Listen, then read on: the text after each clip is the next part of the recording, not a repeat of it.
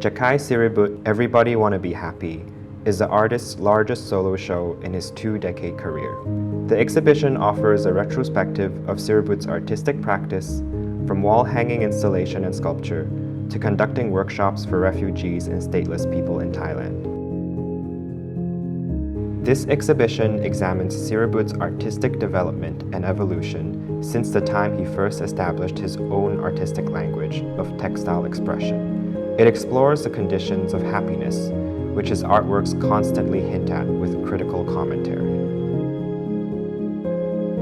Siributr was born in Bangkok, Thailand in 1969 and grew up surrounded by textiles of different colors and patterns in his aunt's batik studio. He moved to the United States at the age of 16 in 1985 and later studied textiles and fine arts at Indiana University.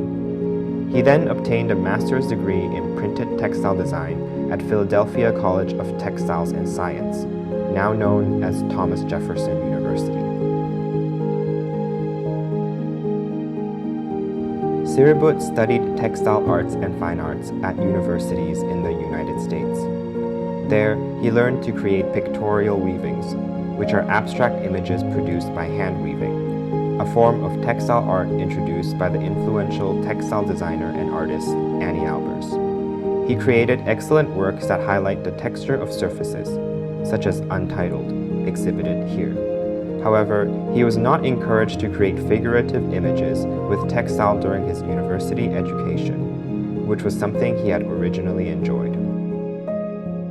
In 2008, Siributr created No Trespassing, where he stitched his dream vision with thread on a linen tablecloth.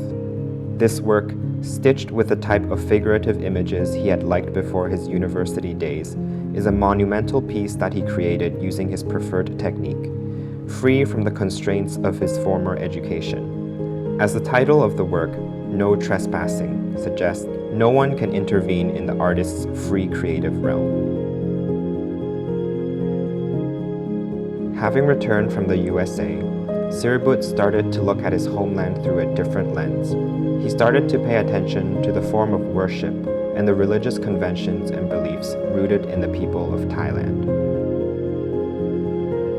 Thailand is a Buddhist country, and Siributr is a Buddhist too. It is a custom that, when visiting a temple, Buddhists present buckets filled with basic necessities such as toiletries, stationery, and medicines as almsgiving. This custom is based on the Buddhist belief that the act of almsgiving leads to happiness in the afterlife for the giver and the giver's family. Lucky Wear references this tradition, but it also features more profane items such as alcohol and an electric mosquito swatter, which are normally regarded as taboo by Buddhist monks. Hopes and Dreams juxtaposes random images of pop stars, footballers, lottery ticket numbers, and pets with icons of Buddhism. According to the artist, this work is based on his impression on the walls in Thai village houses. The walls are filled with popular images along with portraits of the king or respected monks, which provide joy, hope, and comfort in people's daily life.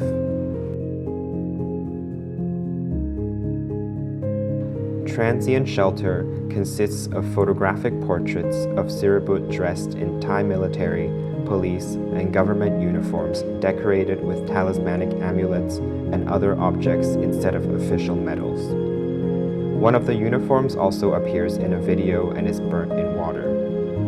The portraits are similar in style to the ones displayed at funerals of dignitaries in Thailand. In addition to the uniforms, the artist wears amulets of folk religions or Buddhism in the photographs. As the title of the work suggests, if the human body is a temporary container for the everlasting soul, what happens to the respect and honor given to a person after their body is gone? There are roughly 8.5 million dogs in Thailand, and about 10% of them are strays living in urban areas today, often abandoned on the street or at Buddhist temples. There was a drastic increase in the numbers of stray dogs and rabies cases in 2018. In Thailand, a Buddhist country, killing is a big taboo, and some people feed stray dogs to cleanse their karma. As a result of habits deeply rooted in people's beliefs, the problem of increasing stray dogs continues without an end in sight. Free Love was made against this social backdrop in Thailand. The color pink is a common thread in the 3 artworks made with donated clothing from the artist's friends. These 3 artworks are made to commemorate the activists and victims in the LGBTQIA+ community. In Silent Equals Death, numerous pink triangles are patched together to create a pattern. These reference the tragic history of the Nazis forcing male homosexuals to wear pink triangles before executing them during the Holocaust. Today, the pink triangle has become a symbol of the rights and dignity of sexual minorities. The title of this artwork is a reference to a political campaign by American artist Avram Finkelstein and the Silence Equals Death collective. The artwork also features portraits of young artists who died from AIDS. We Will Not Be Erased shows portraits of individuals from sexual minorities who have been victims of homophobic violence. In Come Out Now, on the other hand, we see the faces of people the artist had crushes on when he was young, and also pioneers of the LGBTQIA+ community who paved the way for the next generations. The COVID-19 pandemic period offered plenty of time for the artist to make new works. Even though exhibitions and projects were cancelled, Siributr had a very productive time. The 3 large hanging pieces filled with glass beads represent the politicians' mishandling of the COVID pandemic, racist attacks on Asians, and violence towards the Black community. Other 3 hanging pieces on the wall are called the Airborne series. Siributr purchased the uniforms worn by people who had lost their jobs due to the COVID-19 pandemic and social distancing rules and used them as materials. The Buddhist Bunphawat Festival is held once a year in the Isan province of Thailand. During the festival, people parade through the streets with long textile scroll paintings depicting the moral story of Vasantara Jakkai, Buddha's predecessor, who guides people to the right path. While appropriating the format of the Bunphawat Festival scroll painting for his work 2018, Siributr cites the news reported in Thailand in 2018, which embodies the opposite of the teachings of the Vasantara Jakkai story. The work shows mostly corruption, degradation, and the illegal overhunting of wild animals. There are embroidered military jackets on the rack and white caps on the table, which visitors can wear. They can put them on and look at themselves in the mirror, and then observe the embroidery on the jackets and the hats.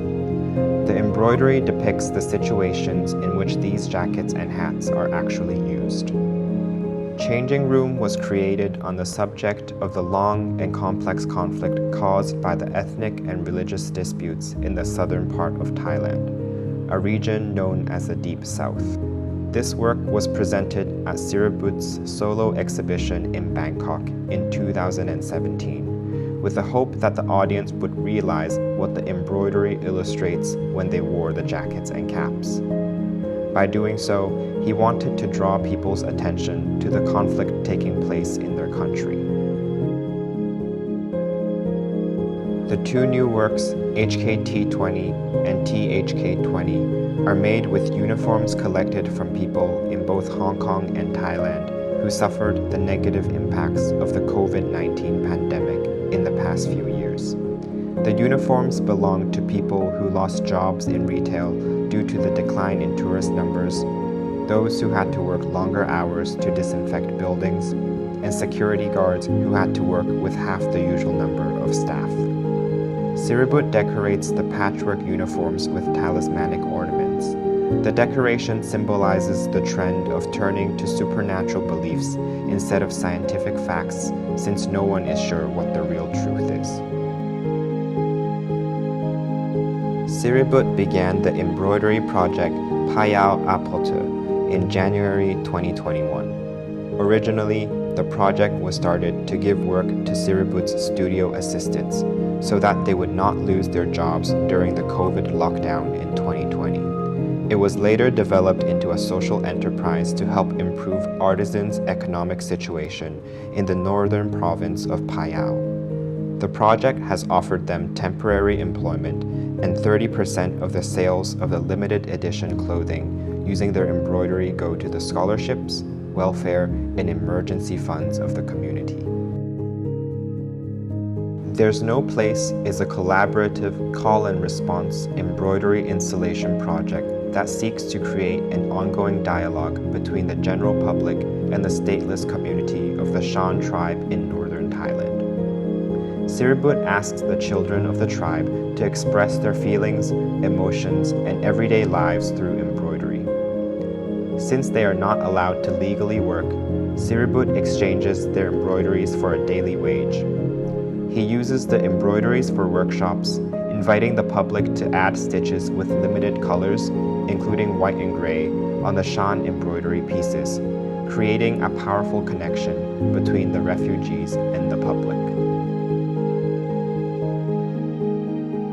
IDP Storycloth portrays the plight of many ethnic minority groups in Myanmar who ended up as migrant workers in Thailand and are often exploited by their Thai employers. The 4 pieces were embroidered by the artist's studio assistants, one of whom is a member of the Mon minority. The project was a way for the Thai assistants to learn about the issues in Myanmar and have empathy for their Mon fellow. Looking back on his artistic journey, Siributr regained his own artistic language and has since then been carefully selecting the most suitable formats and techniques of textile art to embody his ideas and thoughts, gradually integrating figurative motifs into textile patterns.